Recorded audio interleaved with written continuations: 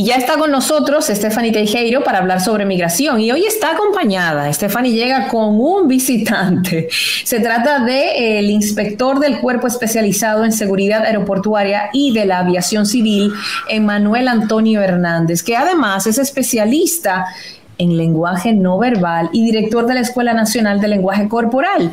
Y este es precisamente el tema que vamos a tratar. ¿Qué papel juega el lenguaje corporal a la hora de presentarte ante un oficial consular a buscar un visado y hasta un poco más cuando uno llega a migración de otro país? Ese profesional que te recibe te observa más allá de lo que tú dices. Bienvenidos los dos a Esto No Tiene Nombre.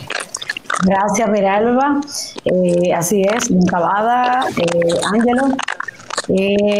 Ustedes saben, hablando en temas migratorios y cómo pudiéramos involucrar el tema del lenguaje no verbal, de que los oficiales consulares, y más los de Estados Unidos, están entrenados para evaluar el lenguaje no verbal de los solicitantes. ¿Por qué? Porque ya tenemos una mala fama de alterar información, alterar documentos, y ellos tuvieron que buscar una vía de poder evaluarte un poquito más profundo. Y mira, es tanto así, Miralba, don Cabada, de que hay solicitantes que califican perfectamente para una visa donde no tienen que presentarse a una entrevista consular, como es Canadá, como es los países de Europa, pero cuando se presentan a Estados Unidos, algo hay que no logra convencer al oficial consular de que tú calificas para esa solicitud de visa. Y dicho por oficiales consulares que tuvieron inclusive aquí en calidad de evaluar a los solicitantes, informa de que del manejo que tú tengas en la entrevista consular, independientemente de todo, de tus arraigos económicos, sociales, familiares, el manejo que tú tengas es el que determina finalmente si te van a aprobar el visado o te lo van a negar. Entonces, para eso tenemos aquí al doctor Emanuel Hernández, que él es analista de lenguaje corporal y microexpresiones faciales, para que nos indique y nos dé esos tips de cómo presentarnos y transmitir lo que queremos decir y que el cuerpo no nos traicione. ¿Cuáles son esos gestos que le dan a entender al oficial que lo que estamos hablando no coincide con lo que estamos transmitiendo, ¿verdad? Con nuestro cuerpo, con los gestos, con la postura? Para eso lo tenemos a él aquí. Bienvenido, Manuel. Buenas tardes. Primeramente, agradecer a Stephanie por esta invitación, a Cabada, Miralba, Ángel, un gran honor estar aquí presente y compartir este maravilloso tema, llevándolo al campo de la entrevista consular. Este es un tema que muchas personas me lo han preguntado y yo siempre les digo, los oficiales consulares también son expertos en comunicación no verbal y lo hacen de manera práctica porque ven a diario muchísimas personas. Correcto. Y hay un pequeño error que ellos toman en cuenta y que malinterpretan. Que es no sé si ustedes han escuchado que el que hace así está mintiendo, el que hace esto miente, que en realidad no es así. Pero ellos interpretan todos los gestos como mentira. Entonces hay que tomar eso en cuenta al momento de presentarse ante una entrevista, de no tocarse mucho la cara, porque también hay indicios de engaños para ello. Se puede ir de manera formal vestido, aunque no es muy importante, porque si vas de manera muy formal y emites entonces gestos de manera verbal contrario a lo que estás diciendo, entonces es algo contradictorio que ellos toman en cuenta, y por un solo indicio que tomen en cuenta, automáticamente se va todo. Emanuel, ¿y cómo uno hace para controlar los nervios? Porque es que hay personas que se sienten nerviosos, estás en una fila, te revisaron, te quitaron la correa, te quitaron el celular o tuviste que dejarlo por ahí afuera, estás fuera, o sea, estás expuesto y hay una persona que tal vez ni te mira mucho y tú no sabes qué hablar o qué decir. ¿Cómo uno controlar eso? El tema de los nervios. Mira, es una pregunta muy importante porque los nervios siempre lo vamos a tener. Donde quiera que uno vaya, siempre lo va a tener. Por más que te entrene, por ejemplo, para hablar en público, siempre te va a dar ese miedo cuando sube al escenario, al igual que una entrevista. Lo que hay que aprender es a dinamizar con ese miedo. Y se puede practicar, por ejemplo, en casa, con las familias, grabarse, en qué momento hago esto, cómo lo debo de hacer, si me preguntan esto, cómo debo de actuar en el momento de la fila. Incluso cuando estás en la fila, ellos ya te van analizando, que no es de una vez cuando te paras frente a ellos, sino cuando vas en la fila, te van analizando cómo tú te paras, hacia dónde te miras, o sea, todo eso lo toman en cuenta. Y siempre recomiendo que lo practiquen en casa, se graben con la familia, cuando le pregunten esto, cómo responder, en qué momento tragar, la respiración, cómo la lleva, porque el miedo siempre lo va a tener, lo importante es cómo dinamizar con él. Ahora, hay una de las cosas, por ejemplo, a mí, el tema de sudar, es una de las cosas que me delata cuando estoy nervioso y sudo, y a veces estoy en una entrevista y me suda, por ejemplo, el bigote o algo. ¿Eso cómo uno lo puede controlar o al menos demostrar que es por los nervios de una entrevista, pero no porque esté mintiendo? Mira, Gabriela, hay oficiales consulares que saben que la sudoración se debe a los nervios y lo toman en cuenta esa parte.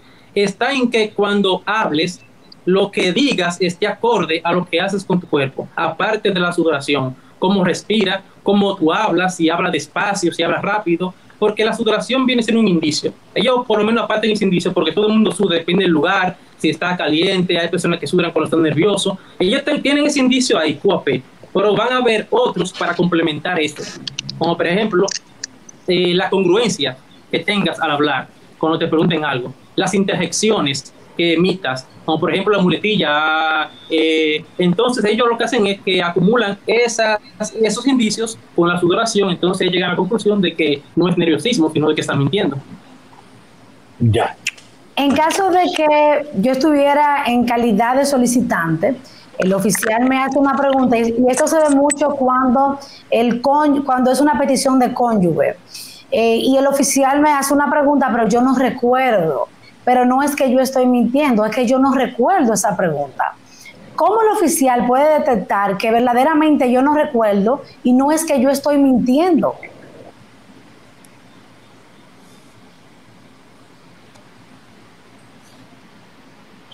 Siempre que sean sinceros.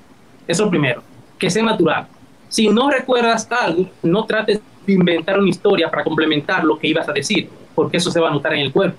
Si no lo sabes, no lo sé o no recuerdo, pero no trates de inventar una historia, porque ahí viene el problema. Cuando tratas de inventar algo para complementar lo que se te ha olvidado, ahí tu cuerpo te va a delatar. Entonces vas a ser un fracaso. Siempre le digo a las personas, actúen de forma natural, que eso se refleja más que la misma mentira, entonces lo tomen en cuenta. En paralelo, Miralba decía al inicio que también esto aplica para cuando usted visita otro país. En migración todos somos delincuentes hasta que se demuestre lo contrario y te hacen sentir así. ¿Cómo tú, ya estamos hablando de que ya no es que tú estás en tu país, que vas a solicitar, que te la niegan, sino que tomaste un vuelo, estás por allí esperando que te den el acceso al país, que aunque tengas la visa, es prerrogativa del oficial consular el permitirte entrar o no? ¿Cómo responder a las cuestionantes que se hacen y en el caso extremo de que te lleven al famoso cuartico, ¿verdad?, donde llevan a personas que dicen, bueno, tiene perfil sospechoso por la razón que sea? ¿Cómo responder? ¿Cómo actuar? Siempre tenemos lo que es una línea base. Hay que adaptarse a esa línea base. Siempre recomiendo que conozcan las culturas de otros países, qué gestos se pueden emitir, qué puede significar, porque, por ejemplo, un gesto que significa aquí, en Estados Unidos puede significar otro. Y si lo emites, entonces puede ser algo de alerta para ellos. Cuando llegas allá, por ejemplo, el cónsul siempre te va a presionar con preguntas. Él no lo sabe todo. Él trata de intimidarte. Lo que yo recomiendo es que mantengan siempre su postura base. Si te van a llevar a un interrogatorio o a un cuartico, que eso es lo que más a muchas personas lo pone más nervioso de la cuenta, y comienzan a decir cosas que no son, mantengan su línea base. ¿Cuál es su línea base? Por ejemplo, estamos compartiendo con los familiares, con los amigos, estamos emitiendo gestos, ademanes, mirada, postura, pero cuando somos sometidos a un interrogatorio, emitimos todo lo contrario a lo que nosotros hacemos. Entonces, si nosotros tenemos una postura base, de que lo demostramos aquí, pero también lo demostramos allá, conociendo los gestos que se pueden evitar en ese país, porque es muy importante evitar los gestos de este país, estudiarlo, porque siempre aparece en internet qué gestos significan en tal país, y así entonces por lo menos te cohíbe a emitirlos y a que ellos emitan un juicio que puede ser contrario a un engaño. Doctor, ¿qué gesto me delata? Que el oficial dice, me está hablando mentira, Stephanie. ¿Qué gesto me delata o qué postura me delata o cómo mueva las manos de que lo que le voy a decir es mentira? Un gesto que me delate. El tocarse mucho la cara. Ese es el primer gesto que delata la persona. Okay. La cara. No se manosee la cara. Ay, Dios mío. Tocarse mucho. También, porque esto es un gesto significativo, el hacer la pizza. Porque, por ejemplo, hay personas que son patológicos, tienen tips que hacen esto, sea porque estén congestionados, pero si afirman algo, en el momento en que hacen esto, eso es algo delicado, porque viene significa contrario a lo que dijo. O sea, no todos los gestos significan nada, pero depende en el contexto en el que lo haga, tiene un gran significado. Así que yo les recomiendo que se eviten tocar mucho la cara, de hacer esto, de mirar mucho para los lados, y más cuando te pregunten algo. Siempre la mirada tiene que estar fija en el cónsul. Muchas veces te va a hacer la misma pregunta 2 veces y de forma diferente, a ver cómo contesta. Entonces tus respuestas tienen que ir acorde a cómo tú pronuncias con tus ademanes, cómo tú hablas con tus manos, y no sentirte como que estás en un cuarto de polígrafo, que solamente vas a decir sí, no, tienes que convencer al cónsul de lo que estás diciendo, tratar de convencerlo.